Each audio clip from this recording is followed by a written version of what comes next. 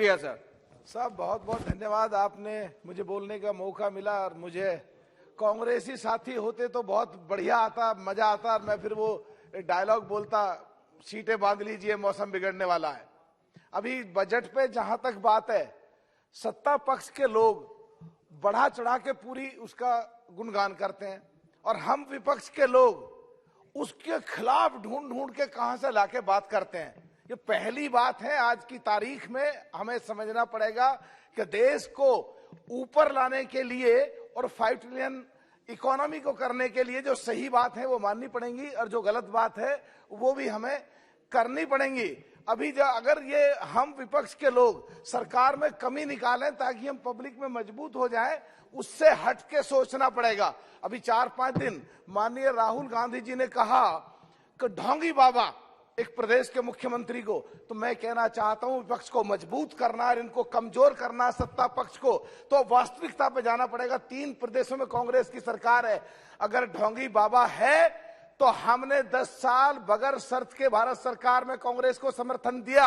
हमारे 6 विधायक थे राजस्थान में, 6 के 6 को ढोंग के रास्ते तोड़ के ले गए और डाका डाल दिया। अगर ढोंगी है तो गहलोत है, और मुख्यमंत्री राजस्थान का है अगर ढोंगी बाबा है तो। साहब एक बात और कहना चाहता हूं मैं, दूसरा, अगर यहाँ पे राजस्थान में वहां पे पिछड़ों को, जिनमें जाट, गुजर, यादव, पाल, सैनिक, सुनालवार सब आते हैं, और खास करके गुजरों को आगे रख करके राजस्थान में मुख्यमंत्री का कैंडिडेट बनाया और ठग लिया।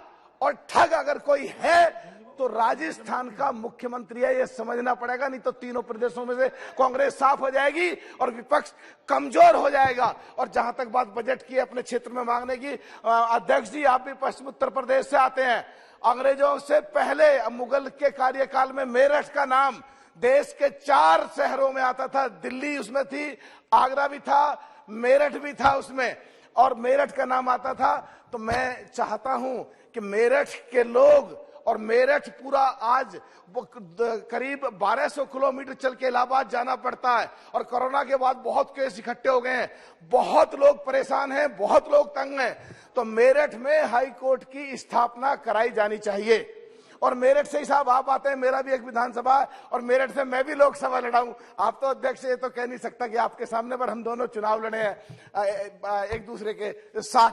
तो मैं कहना चाहता हूं, दादा बहुत डिस्टर्ब करूंगा जब तुम बोलोगे, नहीं बोलने दो। मैं कहना चाहता हूं कि 2007 में जब ममता जी रेल मंत्री थी, जब से प्रस्ताव शुरू था, और कांग्रेस के कार्यकाल में भी, और मेरठ भी, और बिजनौर भी, मुजफ्फरनगर भी रेलवे लाइन का, और अभी हमारे रेल मंत्री जी बिजनौर लोकसभा जहां से मैं हूं वहां के प्रभारी हैं, तो उन्होंने भी स्टेटमेंट दिया कि रेल निकल करके वहां तक जाएगी। तो क्या हो रहा है कुछ समझ नहीं आया, उसके बजट के लिए कुछ रखा नहीं गया। और साहब ये एक बात कह रहा हूं, वहां पे सुक्रताल है, वहां पे हस्तिनापुर है, वहां पे विदुरकुटी है, वहां पे उनके महाभारत वालों के वंशज राजा परिषदगढ़ है। तो वहां तुरंत रेल वाला जो पेंडिंग है वो कई बार मैं पहले उठा चुका हूं, वो भी उठाया जाना चाहिए। और सब जो जम्मू कश्मीर के बारे में जो 370 हटने के बाद वहां के लोगों को जो आजादी मिली है, जो खुला सांस लेने का मौका मिला है, और जो हिंदुस्तान और पाकिस्तान की बाउंड्री पे जो वहां के जो मुसलमान गुजर हैं, उनके लिए एक पैकेज होना चाहिए था, जरूर बजट रखना चाहिए था SEZ के लिए। सब खत्म कर रहा हूं, बस एकदम खत्म कर रहा हूं सब। उसमें सब ये एक चीज और, एक बजट में बहुत अच्छी बात आई है। दादा मैं बगैर मतलब के खिलाफ नहीं बोला, इसे ना जाएगा। अब मैं एक बात और कहना चाह रहा हूं साहब, कि इस बजट में एक बहुत अच्छी बात आई है जिसकी मैं सराहना करता हूं, तारीफ करता हूं। आपसे और मुझसे भी जुड़ा हुआ है। मेरठ लोकसभा, बिजनौर लोकसभा, बागपत लोकसभा, सहारनपुर लोकसभा, अमरोहा लोकसभा, नगीना लोकसभा, सबसे जुड़ा हुआ है कि फैक्ट्री मालिकों की और किसानों की एक ज्वाइंट वेंचर करने की बात रखी है। तो मैं चाहता हूं एक ऐसे बजट का प्रोविजन हो जो पश्चिम उत्तर प्रदेश और देश के बहुत सारे, बस खत्म कर रहा हूं साहब, देश के बहुत सारे प्रदेशों में जहां गन्ना होता है, गन्ना किसानों का और गन्ना फैक्ट्री के मालिकों का ज्वाइंट वेंचर बने, उनके तमाम खर्चे काट करके उनका प्रॉफिट बांटा जाए, जिससे उनके लाखों करोड़ बचे हुए पेमेंट टाइम पे मिल जाए और उस पैसे पे ब्याज भी मिल सके। बहुत बहुत धन्यवाद साहब। धन्यवाद सभापति महोदय।